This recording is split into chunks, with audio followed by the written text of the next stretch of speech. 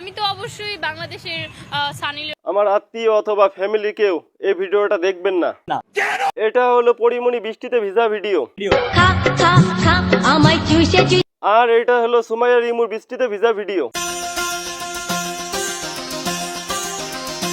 খেয়াল করছেন দুই বোনের মধ্যে কি কপি করেছে পরিমণির, অথচ নিজেকে দাবি করতেছে সানি আপা। আমি তো অলরেডি সানি লিওন হয়ে গেছি, কারণ উনি পরিমণির ভিডিও চুরি করে পরিমণির চেয়ে বেশি মেগি লুডুস হয়ে গেছে। মানুষ চুরি করে নিজের পেটের 2 মিনিট ভাত জোগাড় করার জন্য, আর অপরদিকে সুমাইয়া রিমু চুরি করে নিজেকে বিয়াদব হিসাবে পরিচয় দেওয়ার জন্য। আজকের ভিডিওতে আমি ভরপুর বিয়াদবি করে যাব, সেই জন্য আমার আত্মীয় স্বজন অথবা ফ্যামিলি মানুষকে দেখতে না করতেছি। এখন শুরু করি পরিমণির ভিডিও থেকেই। আরে কি করবা তাড়াতাড়ি। 10-12 বছর আগে পরিমণির একটা মিউজিক গোসলের ভিডিও ছিল, সেটা কি আপনারা দেখেছেন? আপনারা না স্বীকার করলেও, আর আমি এই ভিডিও থেকে ছোট বাচ্চা যতই সরাই দেই না কেন, ওদেরকে যদি জিজ্ঞেস করি ওরা বলবে দেখছে। চলো তোমাদেরকেও দেখাই। পরিমণি ভিডিওটা ছিল এমন। এই ভিডিওটা যেহেতু পরিমণি মিডিয়া যাত্রা শুরু করার দিকের ভিডিও, আর এইরকম ভিডিওর কারণে আজকে পরিমণি সফল। এগুলা দেখে এখন সুমাইয়া রিমু শুরু করেছে গোসলের ভিডিও।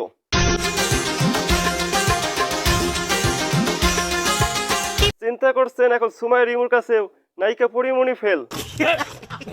যেখানে 2 কোটি টাকা একটা বাজেটের সিনেমার মধ্যেও পরিমণি নিজেকে সানি আপার পরিচয় দিতে পারে নাই, সেখানে সামান্য একটা টিকটকার একটা ডান্স ভিডিওর মাধ্যমে নিজেকে সানি আপা পরিচয় দিয়ে ফেলছে। এইরকম টিকটকারদের জানো কি করা উচিত? ধরো মারো। এই ধরো মরো কাজে বাধা দিয়েছিল তার হাজবেন্ড, তাই তার হাজবেন্ডকে সে ডিভোর্স দিয়ে ফেলেছে। খাবে কেমনে মোশারফ ভাই? ওর তো আর টাকা নাই, টাকার জন্য ওর বউকে লাগিয়ে দিয়েছিল সোশ্যাল মিডিয়ায়, আর ওর বউ যে টাকা ইনকাম করবে সেই টাকা দিয়ে, এই টাকা দিয়া আমরা 20 পুরুষ পয়সা পয়সা খাইতে পারবো। হিরোইন্সির গুড়ে বালু মুড়ে ভাবি এখন সানি আপা।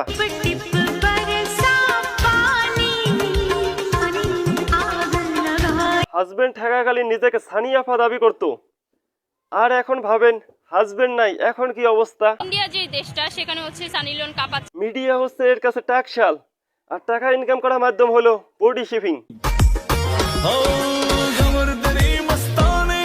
এগুলা করেও এখন সুগার ড্যাডিদের কাছে পাত্তা পাচ্ছে না, রাতে হোটেল বুকিং হচ্ছে না, তাই এখন কি করতে হবে?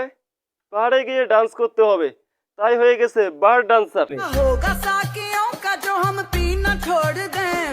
সোশ্যাল মিডিয়া মিউজিকের নামে অর্ধহলঙ্গ, ইন্টারভিউ এর নামে হরমোনাইজ করা, টিকটকের নামে বডি শেভিং করা, আবার বারে গিয়ে ডান্স করে আবারও বডি শেভিং করা। চিন্তা করতেছি স্বামী ডিভোর্স দেওয়া 1 মাসের মধ্যে কিভাবে এই সুমাইয়া রিমু 30 লক্ষ টাকা দিয়ে একটা প্রাইভেট কার কিনে ফেললো। বলতেছে কি আপনি তো সানি আপার মতন হয়েই গেলেন, এখন কি সানি আপার মতন কাজকর্ম দেখতে পারবো?